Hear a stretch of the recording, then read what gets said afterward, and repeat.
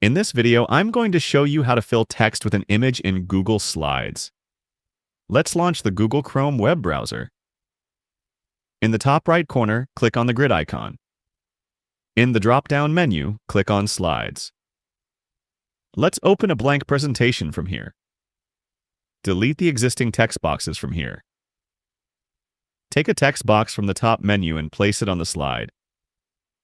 Now write your text in the text box. Now we have to change the font of the text. Select the text and go to Font. But there is a catch here. The font we need is not available in the font menu, so we have to add it manually.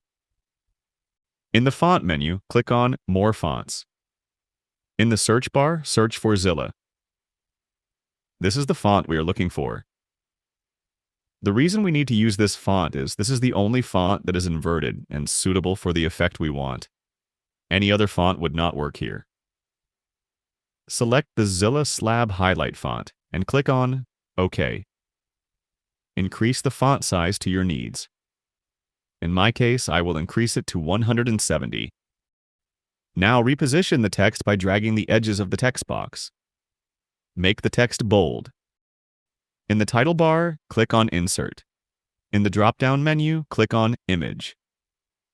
My image is downloaded on my computer, so I will select Upload from Computer.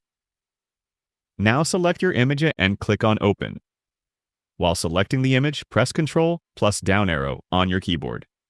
This will send the picture to the back. Now right-click on your image. In the pop-up, click on Crop Image. Now crop the image to the edges of your text. Here, you can see that our image fill text effect is done. Now, if you want, you can change the text and slide background to look a bit better. Select the text again and go to the text color option. Select a color of your liking from here. In the top menu, click on Background.